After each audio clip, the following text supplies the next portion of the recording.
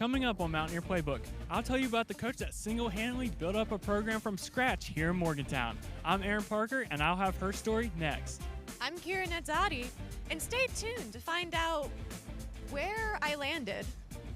Straight ahead on Mountaineer Playbook. We're here in Fayetteville, West Virginia to tell you all about Bridge Day Adventure. And how it benefits the economy. I'm Elizabeth Carey. And I'm Riley McMoyle. And Mountaineer Playbook starts now.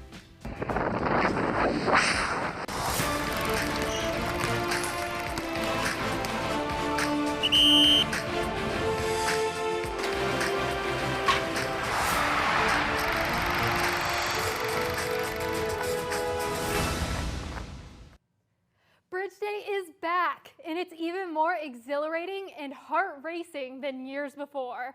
I'm Riley McMoyle. And I'm Zach Anderson. We'll also tour the WVU wrestling facilities, fully decked out with the best equipment there is. These stories and more coming up on Mountaineer Playbook, a sports magazine show produced by Sports and Adventure Media students right here at West Virginia University. 800 feet in the air. That's how far base jumpers leaped into the New River Gorge below. It's only once a year, the third Saturday in October in Fayette County, West Virginia. And I understand you went this year, Riley. Yes, Zach. I had the opportunity to experience these jumps firsthand, along with reporter Elizabeth Carey, who joins us now live in the studio to tell us about this exciting event. Elizabeth? Zach, Riley, the largest bridge in the Western Hemisphere hosts an event that you won't see anywhere else. In Fayetteville, West Virginia, Bridge Day brings over 100,000 people to the New River Gorge for an adventure event like no other. I traveled down south to see what this event is all about. Here in Fayetteville, Bridge Day is the 6-hour event where daredevils can base jump off of the New River Gorge Bridge, an activity normally illegal in national parks. George Hargis explained to me how she's feeling before her jump. I'm just excited. Yeah, this is the tallest object I've ever jumped, so I'm excited just to have more time to fall. First held in 1980, this annual event draws nearly 100,000 spectators from around the world to see these adventurers take on the 876 feet between the deck of the bridge and the waters of the New River. It's fun, brings base jumpers from all around the world, so it's mostly like a family reunion for us, people we've taken courses with or skydived with, so it's just fun to see people that you don't get to see all the time because I have friends here from Florida, from out west, just all over. Over 300 people will jump from this steel giant, the third largest single-arch bridge in the world. Over 1,100 jumps will occur in this 6-hour period, but that's not all. Community is paramount to this event. Olivia Merrill told me about her experience. So this is my first time coming to Bridge Day, my first time base jumping, and I, was very spontaneous, so I did it by myself, and I've already met so many incredible people who have just been so supportive and rooting for me and kind and like friends that I think that I'll have from now on and stay in contact with. So it's really, really an amazing thing. Yeah. Here in New River Gorge National Park, everyone is encouraged to chase adventure. So anybody out there who has ever thought about skydiving or base jumping or anything like that and wants to do it, I would say just go for it. I'm like a prime example of like you can do it. So. At Bridge Day, community and adventure go hand in hand, and we can't wait for next year. Bridge Day is West Virginia's largest single-day festival and one of the largest extreme sports events in the world. This year, Bridge Day brought in around 300 base jumpers from 39 states and 4 countries.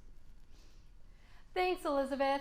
In continuing our team coverage on Bridge Day, the event is not just about base jumping and rappelling. It also provides a massive financial boost to businesses in southern West Virginia. I traveled down to Fayetteville for the story. Every year, Bridge Day generates more than $1 million for the southern West Virginia economy, giving support to both big and small businesses alike. Be part of the event and help us, events like this, big events, a lot of people will help us get through the winter months when we can't sail. Barnett is one of the hundreds of vendors who have garnered a spot at Bridge Day 2023. More than half of the spots available to vendors had been filled in July, 3 months before the event itself. Wow, wonderful West Virginia, baby. There are over 200 vendors here today at Bridge Day, and in 2022, Fayette County made $99 million and generated 760 jobs. This has been accredited to a multi-million-dollar ad campaign created by the state of West Virginia to promote state tourism, and it seems to be working out. Fayette County isn't the only one reaping the benefits either. In the last year, West Virginia is seeing an all-time high in tourism economics, with $4.9 billion in traveler spending, $1.3 billion in earnings, and 44,000 jobs in tourism-related fields. Well, I mean, there's hundreds and hundreds of vendors here, so you're bringing in money for hotels, local eateries, places like that, so it's great. It's a bust for the community. And despite the immense financial gain, it is also an opportunity for giving back, as all proceeds from the annual Bridge Day 5K go towards the Kids Run Club, which promotes opportunities for kids to be active. It's just such a great event. It's statewide. Everybody from the country comes in, and I just want to be a part of it because it's a great state and it's beautiful out here, and I just want people to be able to see what our state's all about. One thing is for sure, Bridge Day is more than just an adventure. For those living in southern West Virginia, Bridge Day generates the largest economic turnout in the state, similar to what businesses see on days like Black Friday and during the holiday season.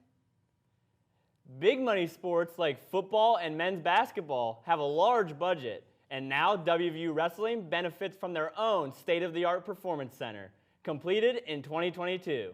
I have the story on this facility that's used by hundreds of athletes every day.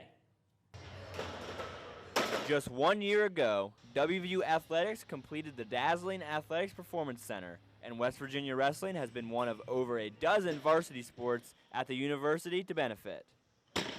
To head wrestling coach Tim Flynn, these new facilities have been crucial for his team's development, and it makes lifting exciting. I mean, it's beautiful, and so many kids have come in and said, wow, this is the nicest facility I've seen, and it not only makes you proud, but you know, it kind of puts a smile on your face when you're recruiting high-level kids. Paired with the new weight room, WVU wrestlers were gifted a $1.4 million wrestling pavilion for practice as well as for lounging or watching film. Homegrown star and senior All-American Peyton Hall has been around the new weight room since it opened, and he thinks it's played a role in his development on the mat. Definitely have gotten stronger every year and developed, but I think that the new facility definitely is a lot nicer to lift in. I enjoy going to the lifts a lot more. 3 times a week, WVU wrestling athletes come here to this $10 million performance center to work on their craft, which includes strengthening their bodies for the physical season ahead. When you compare the 2 high-revenue sports to the $11.4 million total spent on over 46,000 square feet at the Performance Center and Wrestling Pavilion, this space benefits more student athletes, over 400 each day, according to WVU Athletics. It's nice to be comfortable, it's nice to have nice things, especially when the kids are putting in that much time. Now, wrestlers and many more student athletes at West Virginia can utilize a top-of-the-line space to call their second home. The wrestling team isn't the only varsity sports team to benefit from the state-of-the-art facility. Volleyball, rowing, men's and women's soccer, and other Olympic sports can use this facility to train their athletes. Zach, the Mountaineer football team is currently ranked number 81 nationally, with an average of 394 yards per game. This is a decline from their 2022 performance when they were ranked as high as number 56, but the team is trying to make a comeback. Andrew Corbett has that story. When the preseason football media poll came out back in July, the Mountaineers were picked dead last in the Big 12 Conference, and Coach Neil Brown was not happy. Upset about the media poll. Definitely do not agree with that. The positive is that the media has not been, as far as predicting the Big 12, has not been very successful in recent years. But now, 5 weeks into the season, the Mountaineers are sitting at 2-1 in conference play, which is good for a tie in second place. WVU owns wins against Texas Tech and TCU, two teams the media picked ahead of the Mountaineers. Whenever you can come in an opposing team stadium and come out with a win, it always feels good. So it's a big win for us. So yeah, feels great. Hey, stop doubting us, underdogs. 14 who? The team used this expectation as fuel, with constant reminders throughout the facility to motivate their hard work, which has led to great success this season so far. We have 4 objectives, and I think you've heard me talk about it.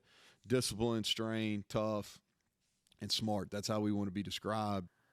In addition to being towards the top of the conference this year, WVU also holds a win against arch rival Pitt, avenging last season's loss. With the position the Mountaineers have put themselves in, WVU controls their own destiny with a chance to win the Big 12 for the first time ever. I'm Andrew Corbett, reporting for Mountaineer Playbook.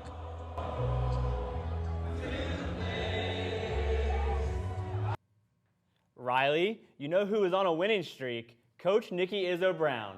Izzo Brown has never had a losing season as a head coach and has led WVU to 23 consecutive 10-plus winning seasons. That's right, Zach. And Aaron Parker joins us now in the studio with his segment, Coach's Corner, to tell us more. Aaron?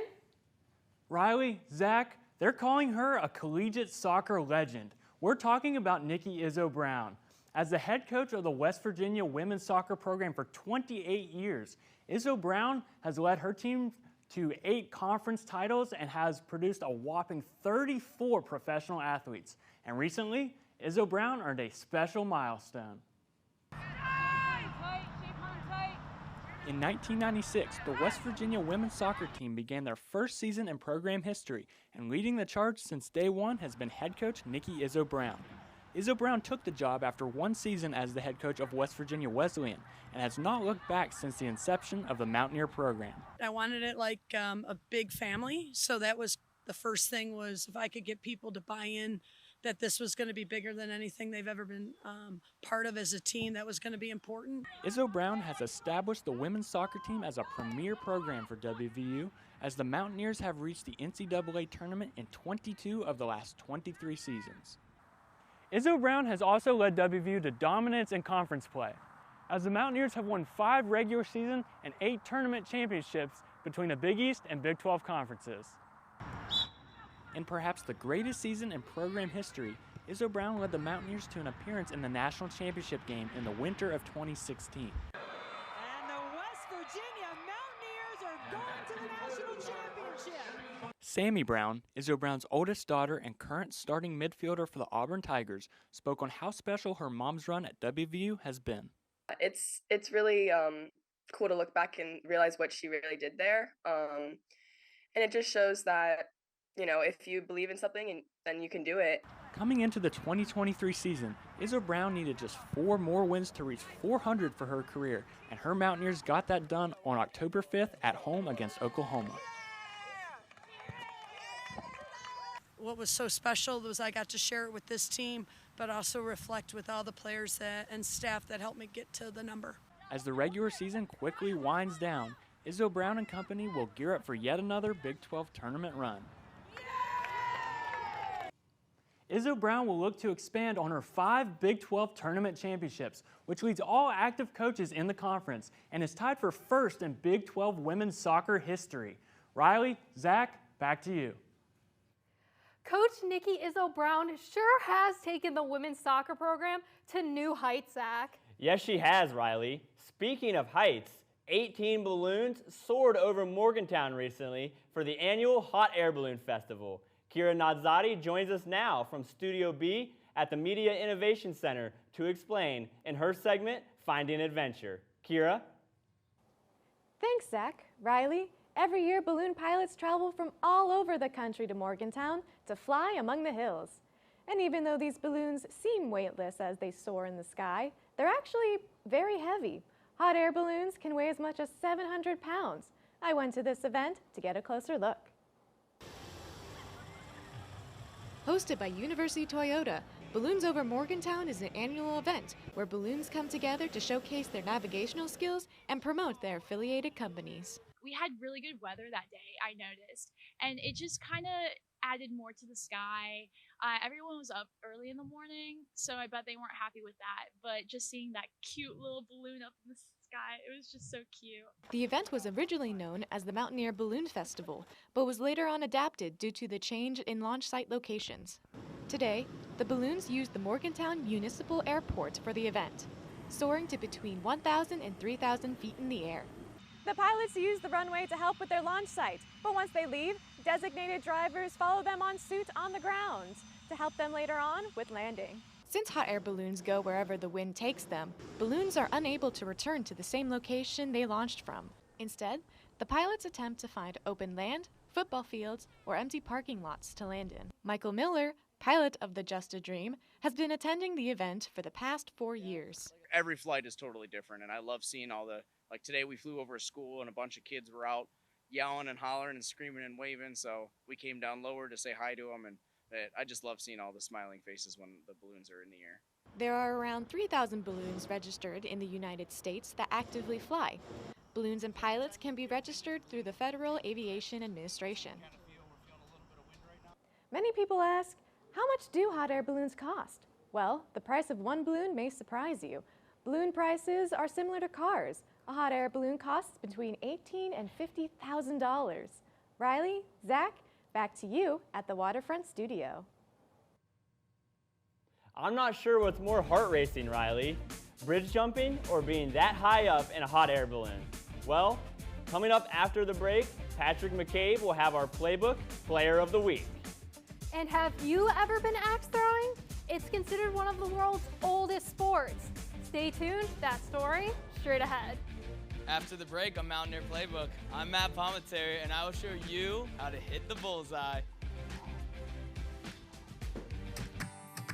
Mountaineers know. Let's go! Really means let's try. Let's create.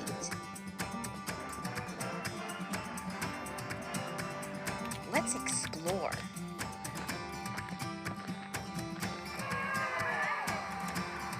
And let's do it all together. Okay.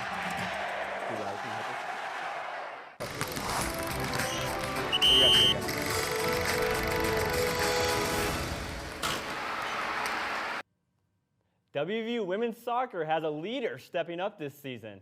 And even though she's just over 5 feet, number 23 is proving to be a powerhouse among her teammates. That's right, Zach. Patrick McCabe joins us now in the studio with his segment, Playbook Player of the Week. Patrick? Riley, Zach, WVU women's soccer is on a hot streak, winning 4 of their last 5 games going into the Big 12 Conference Tournament. The resurgence has been led by one of the team's leaders who has played her whole life with her head in the game. Maddie Moreau started her career at her hometown Louisiana State University, but has spent the last 2 seasons here at WVU and has become one of the team's stars. But it's her steady leadership that has gotten the Mountaineer season back on track. I think we played some really good teams in the beginning of the season, and we learned a lot, but it might have hurt our confidence a little bit. And then so just throughout the season, I think we kind of found ourselves and know each other better, so we know how to each other play. Moreau has quickly become a locker room and fan favorite here at WVU for her hard work and leadership. Her head coach, Nikki Izzo Brown, spoke about how vital Moreau is to this WVU squad. And who's your hardest worker? Maddie Moreau. Who's locked in? Maddie Moreau. Who wants to win and is competitive? Maddie Moreau. So for me, it's very easy to coach somebody like Maddie. She's a gift. She's somebody that I count on every day to help with the culture. Moreau isn't the only standout on the back line. 5th-year right back Julian Valeron has played opposite Moreau the last 2 seasons, and she spoke about Moreau's leadership abilities both on and off the field. She's always out here playing like early. She's got to do extra, and on the field, obviously, we're not scared when she's on the field because we know if she loses the ball, she'll get it back. Moreau's steady presence and constant communication on the field have helped lead the Mountaineers up into a 3-way tie for 4th in the Big 12 Conference as the team heads into their final game of the season at home against Cincinnati.